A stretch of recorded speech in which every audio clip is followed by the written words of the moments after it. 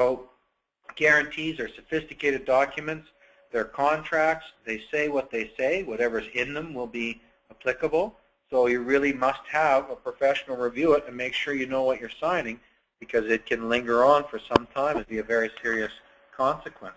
Obviously, the choice would be, I'd rather not guarantee, thank you very much. I guess the other part of the guarantees, if there's multiple investors, we have to watch for joint and several language is very common. So Bob and Tom sign guarantees, the corporation defaults, breaches, fails, the bank goes after just Tom because he's got deep pockets. So I might be thinking, hey, wait a minute, what about Bob? And the bank will say, well, that's, too bad, that's your problem. We're coming after you for the entire debt. So you want to be careful about that. If you're trying to get a release from a guarantee, maybe I've got a corporation that bought a small apartment building, a 6-unit apartment building, and they treated it as somewhat commercial. They wanted a guarantee from me. My corporation buys it. Over time, I think I want out of the property. Maybe it's, for whatever reason, I'll sell the shares of Real Estate Co.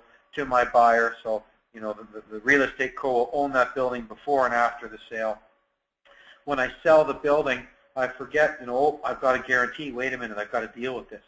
So I'll say, okay, purchaser of my shares, you must get me released from the guarantee. Well, of course, we can't put that in the contract because it's not him who releases me. It's the bank. And you can't make the bank release you. You can't make the horse drink the water. You might offer additional or substitute security to the bank for a release. We certainly ask and try, but we may or may not get it. At best, what I would do is seek an indemnity from that purchaser to say, look, if the bank comes after me, then I get to sue you. That indemnity is something that you should get, but let's be realistic. If the bank couldn't pursue that purchaser, what makes me think I can? They've probably got nothing, and you'll recall from the beginning, you can't get blood from a stone. So again, for guarantees, they're unlimited. They can linger for a long time, and they can even be assignable and manage to flow and get you, later in life. So you want to make sure you understand that before you're signing. So that said, I can't believe I talked almost without a breath for over an hour. Hopefully that's enjoyable. I'm certainly happy to answer any questions. If you folks feel like contacting me again, I'm happy to speak with any one of you. It's my pleasure to talk with you.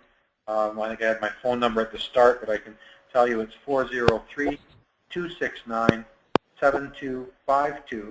and I'm at extension 223. My name is Tom Thurmeier, T-H-U-R-M-E-I-E-R.